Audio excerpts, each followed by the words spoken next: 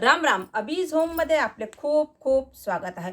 मलमास, अधिक मास, पुरुषोत्तम मास, धोंड्याचा महिना काहीही म्हणा, या महिन्यामध्ये भगवान विष्णू म्हणजेच श्रीकृष्णाची भक्तिभावे पूजा केली जाते. नाना विविध खाद्यपदार्थांचा भगवान विष्णूला नैवेद्य दाखवला जातो. तसंच विविध प्रकारचे पुष्प, हार देखील अर्पण केल्या जातात.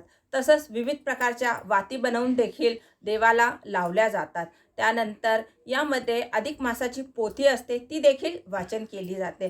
तर भगवान विष्णूला प्रसन्न करण्यासाठी आज आपण वातीचा एक प्रकार मंजूळ वात कशी करावी ते पाहणार आहोत. अगदी मंजिरीसारखी दिसणार ही वात आहे, करायला एकदम सोपी आहे. चला पटकन वात कशी करावी ते पाहूया. आवडल्यास एक लाईक तो बनता है.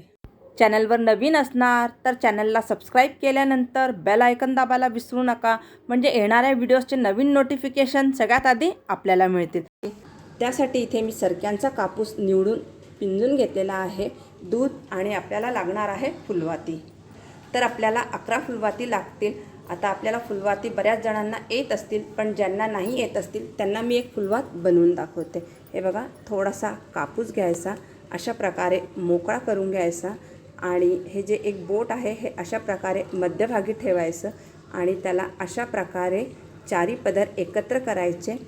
थोडासा दुधाचा हात लावायचा आणि अशा प्रकारे पीळ द्यायचा. आता थोडा अजून कापूस लावू, व्यवस्थित पीळ देऊ, गरज पडल्यास दुधाचा हात लावावा. या प्रकारे फुलवात तयार आहे.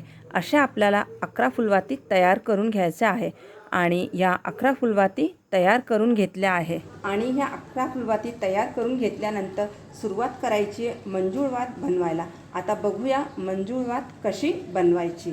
सुरुवातीला आपल्याला 3 फुलवाती घ्यायच्या आहेत आणि त्या एकमेकांना जोडून घ्यायच्या. थोडासा कापूस लावायचा, दुधाचा हात लावायचा, व्यवस्थित पीळ द्यायचा. हे बघा, अशा प्रकारे हे तयार होतं. याच प्रकारे पुन्हा आपण 2 फुलवाती घेऊ. एक आपण ह्या बाजूने ठेवू अशा प्रकारे आणि एक अशा प्रकारे ह्या बाजूने ठेवू. थोडासा कापूस घ्यायचा, पीळ द्यायचा, दुधाचा हात लावायचा. मात्र पीळ छान दिल्या गेला पाहिजे.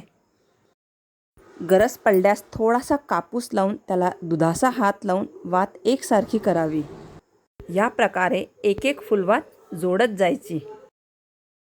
थोडासा कापूस लावू, व्यवस्थित पीळ देऊ, थोडासा दुधाचा हात लावायचा आणि व्यवस्थित पीळ द्यायचा.